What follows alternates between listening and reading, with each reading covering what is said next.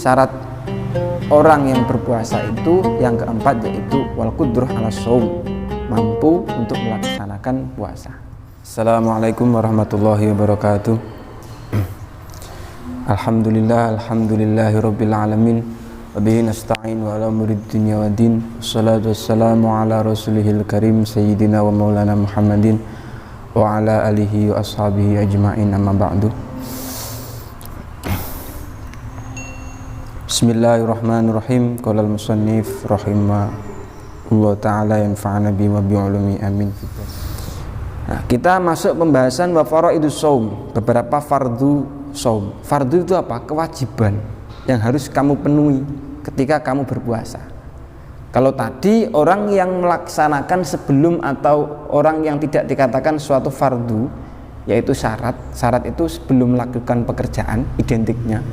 Kalau fardu itu ketika melakukan pekerjaan. Wa faraidus shaum arba'atu asya'.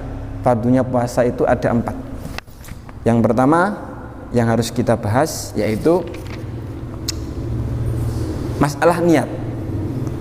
Niat itu bil qalbi, dengan hati. Fa in kana as-shaumu fardhon, apabila di situ puasanya puasa fardu, Ramadan seperti Ramadan, atau nadharan atau berpuasa nazar sunnah tapi dinadari, fala budda min iqa'in ni'ah lailah, maka wajib mendatangkan niat pada waktu malam hari. Wajibu ata'inu fi shaumil fardi, dan wajib mentakyin besok itu puasa apa. 1 Ramadan wajib niat besok puasa 1 Ramadan.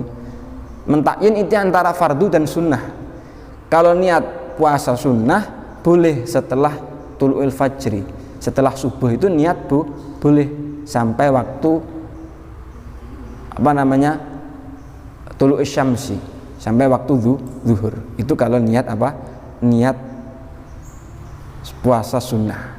Kalau puasa wajib, maka wajib orang tersebut tabitun niat min ghurubis syamsi ila tulu'il fajri, dari terbenamnya matahari sampai tulu'il fajri, sampai waktu subuh. Karena selaras dengan apa yang diindikakan Kanjeng Nabi Muhammad sallallahu alaihi wasallam, malam yubayit an-niyah, malam yubayitin niyah. Sapa wonge sing gak nginepno niat qoblal fajri, sadurunge fajar, fala syamalahu, mongko ning kono wong mau gak duwe poso, gak ana poso lahu maring wong sing poso ku mau. Jadi masalah nginepno niat itu sudah ada hadis, atau kita ambil keterangan itu dari hadis Nabi Muhammad sallallahu alaihi wasallam. Itu yang pertama, yaitu niat.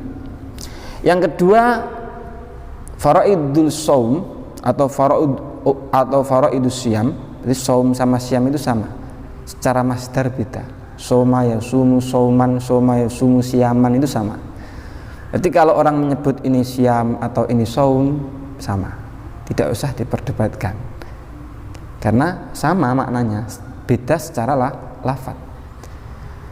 Yang kedua yaitu wal imsaku anil ukli wa syurbi, mencegah dari makanan dan dari minuman. Kenapa di sini dicontohkan makanan dan minuman? Karena potensi orang itu, sesuatu yang masuk itu makanan dan minuman.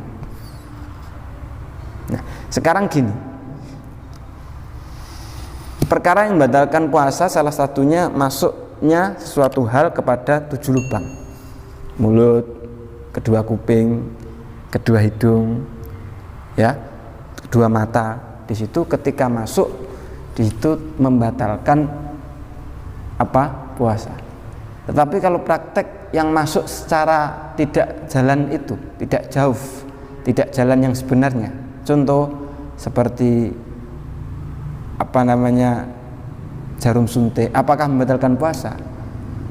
Ada yang mengatakan bahwa ketika seorang itu suntik, di situ tidak membatalkan puasa, tetapi tetap harus diikhtiari. Kalau bisa ya suntik sebelum waktu fajar, setelah ghurubus syamsi. Intinya waktu malam. dokter jam 3 kan gak ono sing buka jam 3 malam. Maka kalau bisa disiasai setelah tarawih atau setelah maghrib supaya untuk istilahnya ngati-ngati. Itu yang dikatakan wal imsaku anil ukli wasyurbi, mencegah dari makanan dan dari minuman. Walaupun di situ wa in qala al ma'kul wal masyrub, walaupun di situ yang dimakan sedikit, 1 butir nasi atau 1 butir jagung goreng, jagung bakar, atau 1 butir yang lainnya, di situ orang tersebut ketika memakannya waktu min tulu'il fajri ila ghurubi syamsi, orang tersebut puasanya batal. Berarti mencegah itu sesuatu yang sulit. Al-imsak itu sesuatu yang sulit. Mencegah dari perasaan yang tidak enak, mencegah dari hasud itu termasuk al-imsak secara lughatan. Mencegah dari tak sing nom-nom pacaran biasanya. Termasuk al-imsak, mencegah dari perkara yang diharamkan. Nah, wal imsak anil ukli wa syurbi ini suatu qayyid yang mana suatu batasan, yaitu berupa makanan dan berupa minuman. Wal jima, nah yang jima ini, yang nomor 3 wal jima, ai al imsak anil jima, mencegah dari jima pada waktu pagi sampai sore hari, min tulu'il fajri sampai min ghurubi syamsi. Enak ngomong sak liyane waktu niat. Jima itu apa? Jima itu ya sampean paham dhewe, jima itu suatu hubungan antara suami istri. Di situ membatalkan puasa. Amidan. Jimake kelawan amidan. Batalnone lak wis mlebu. Barang wong lanang lak wis mlebu ning wedok iku membatalkan puasa. Itu amidan, kelawan sengaja. Tapi lak kelawan wa amal jima'u nasian kal akli nasian. Lak wong iku mau jimak lali enak ya. Iku kaya to maem wong ku mau kal akli itu mangan, ukli itu panganan. Akli itu makan, ukli itu makanan. Kal akli, fakal akli seperti orang yang makan, nasian halih lali.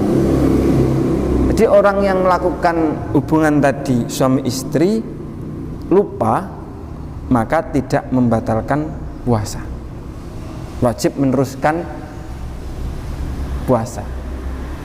Begitu juga dengan makanan atau minuman, entah itu kadarnya sedikit, entah itu agak banyak, ketika orang tersebut lupa, maka tidak membatalkan puasa. Dengan catatan ketika orang itu sadar langsung harus berhenti seketika, senajan keselak ya, senajan orang tersebut belum kenyang atau belum minum setelah makan, wajib al-imsak, wajib mencegah atau ngeker dari makan tadi. Yang keempat, yang fardu terakhir, yaitu ta'ammudil qai', menyengaja melaksanakan mutah, istilahnya menyengaja mengeluarkan apa isi perut. Niku batalnya puasa orang tersebut istilahnya dengan disengaja. Jadi perkara-perkara yang membatalkan dengan disengaja itu potensi mutah, potensi batal. Perkara yang membatalkan puasa seperti menyengaja mutah, menyengaja jima, menyengaja makan, di situ membatalkan puasa. Tapi kalau mutahnya dengan